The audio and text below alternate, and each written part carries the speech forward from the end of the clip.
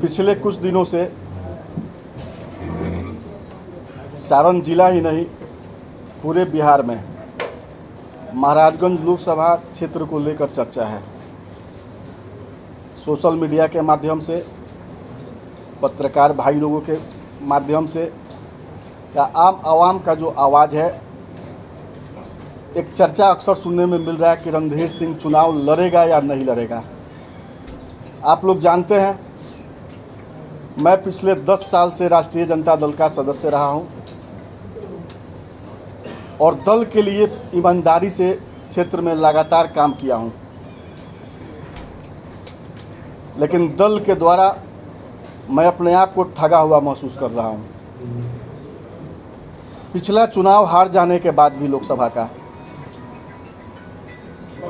लालू जी, तेजस्वी जी के कहने पर लगातार महाराजगंज लोकसभा क्षेत्र के गांव-गांव, टोला-टोला में घूमने का हम काम किए। जितना खर्च कोई एक प्रत्याशी चुनाव लड़ने में कर सकता है, उससे कहीं ज़्यादा 4 साल घूमने में हम खर्च किए। और खर्च सिर्फ हम नहीं किए, हमारे समर्थक, हमारे पिताजी से जुड़े हुए हर वो मेरे अभिभावक, नौजवान भाई लोग पिछले 4 साल से दल का झंडा लेकर महाराजगंज में घूमने का काम किया और अपने पैकेट से पैसा खर्च करके पार्टी को मजबूत करने का काम किया। लेकिन अंतिम समय में महाराजगंज सीट कांग्रेस के खाते में दे दिया गया। उस वक्त तो समझ में नहीं आ रहा था कि आखिर कांग्रेस को ये सीट क्यों दिया गया। और ये वास्तविकता है कि कांग्रेस के पास ना उस दिन कोई प्रत्याशी था और ना आज जिसको प्रत्याशी के रूप में महाराजगंज में लाया गया वो महाराजगंज के लायक वो प्रत्याशी है। लेकिन अब मुझे ये समझ में आ रहा है कि लालू जी को अपने बेटी को सारण से चुनाव लड़ाना था। एक जात को टारगेट करके, खास भूमिहार जाति को वोट लेने के लिए मेरे साथ साजिश करके मेरा टिकट काटा गया और छपरा में भूमिहार वर्ग का वोट उनकी बेटी को मिले, इसके लिए महाराजगंज में उस समाज का प्रत्याशी बनाया गया। लेकिन ये आप लोग भी जानते हैं, पूरे बिहार का आवाम जानता है कि भूमिहार समाज के लोग आज मजबूती के साथ बीजेपी के साथ खड़े हैं।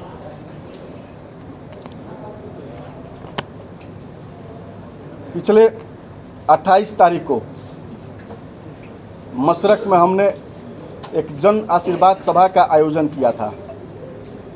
लोगों का कहना है कि उसमें 25,000, 30,000, 40,000 तक लोग आकलन लगा रहे हैं कि लोग आए हुए थे।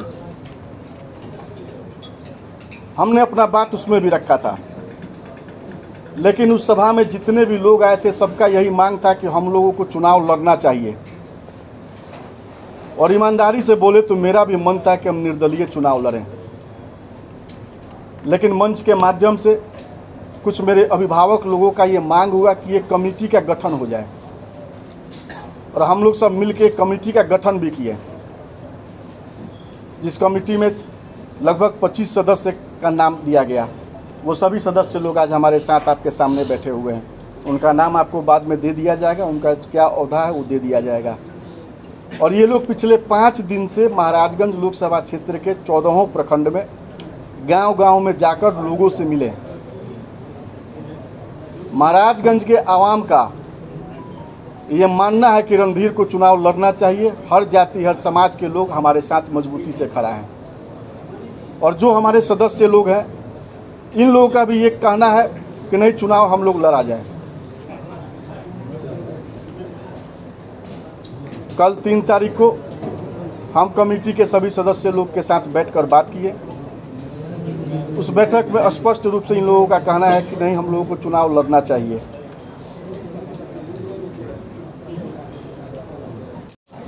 लेकिन आप लोगों को ध्यान होगा, जन आशीर्वाद सभा में ही मैंने मंच से ये बात रखा था कि रणधीर के लिए चुनाव लड़ना अहमियत नहीं रखता।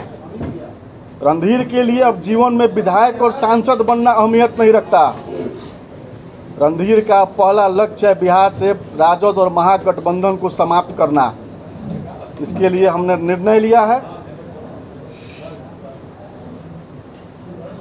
आने वाले जो 6 तारीख को हमने नामांकन का अपना बात कहा था, हम 6 तारीख को नामांकन नहीं करेंगे।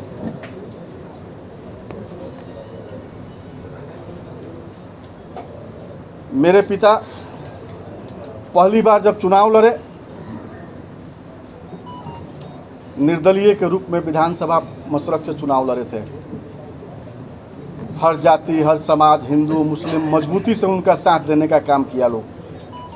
और आज भी महाराजगंज लोकसभा क्षेत्र में हर सभी जाति, सभी वर्ग के लोग, हिंदू हो या मुसलमान, मजबूती से मेरे और मेरे परिवार, मेरे पिता के साथ खड़े हैं।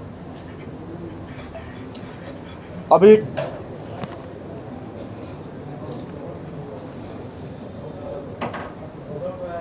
राजद में रहते हुए मैं अपने आप में घुटन महसूस करता था।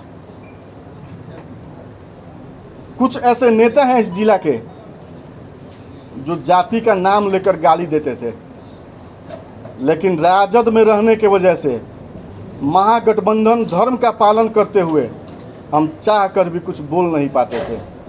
वैसे लोगों को आज आप लोगों के माध्यम से हम बता देना चाहते हैं, अब हम स्वतंत्र हो गए हैं और जो जिस भाषा में समझेगा उसको मजबूती से उसी भाषा में समझाने का हम काम करेंगे।